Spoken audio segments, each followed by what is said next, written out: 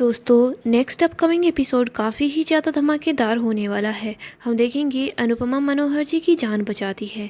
मनोहर जी की अपने बेटे की वजह से तबीयत बहुत ख़राब हो जाती है। मनोहर जी का बेटा घर पर आता है। अनुपमा बोलती है, आप कौन हैं? ऐसे बिना परमिशन के आप घर में कैसे आ रहे हैं और आपको किससे मिलना है?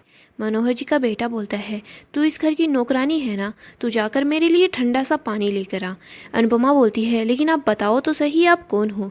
तभी वहाँ पर मनोहर जी आ जाते हैं। वो बोल रहे होते हैं, बेटा तू आ गया।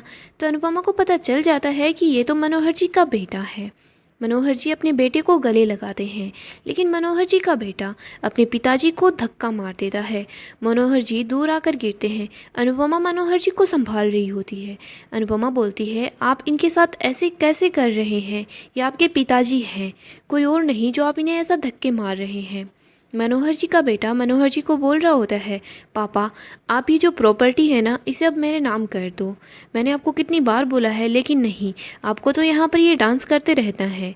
मैंने कितनी बार बोला है, ये करोड़ों की प्रॉपर्टी है, इसे मुझे दे दो, मैं आपको कोई दूसरी प्रॉपर्टी ढूंढ दूंगा। लेकिन नहीं, आप तो मेरी बात सुनने को तैयार ही नहीं हो। अनुपमा बोलती है, आप अपने पिताजी से ऐसे बात नहीं कर सकते। मनोहर जी का बेटा बोलता है, तुम बीच में मत पड़ो और तुम इनकी तरफदारी करना बंद करो। तुम्हें क्या लगता है इनके मरने के बाद ये प्रॉपर्टी तुम्हें मिल जाएगी? तो तुम ऐसा सोच रही हो क्या कि मैं इनको मक्खन लगा दूंगी और इनसे ये प्रॉपर्टी अपने नाम करवा लूँगी? ये कभी नहीं हो सकता। ये प्रॉपर्टी मेरी है और मेरी ही रहेगी। अगर ये खुशी खुशी पहले प्रॉपर्टी नाम करवाना चाहते हैं तो ठीक है, वरना इनके मरने के बाद तो ये प्रॉपर्टी वैसे भी मेरी ही हो जाएगी। मनोहर जी का बेटा बहुत ही ज़्यादा गुस्से में होता है। इसके बाद वो वहाँ से चला जाता है।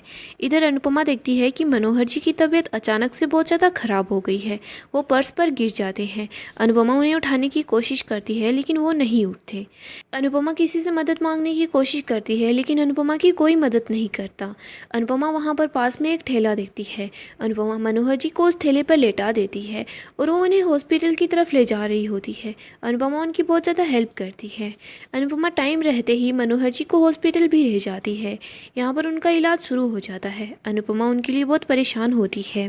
इधर मनोहर जी को अपने बेटे की बातें बहुत बुरी लग रही होती है। उनकी बातें बहुत चुभती है, जिसकी वजह से मनोहर जी की तबीयत खराब हो जाती है। दूसरी तरफ हम भारती और जसमीत को देखते हैं।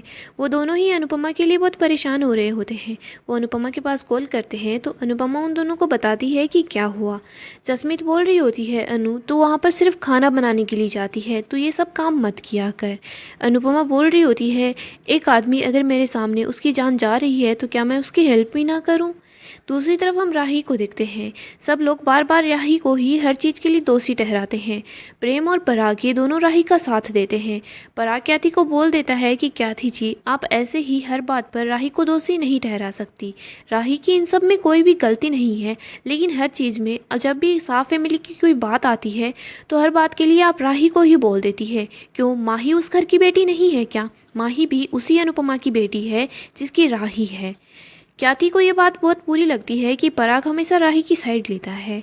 गाइस अपकमिंग अपडेट के लिए आप चैनल को अभी सब्सक्राइब कर लें।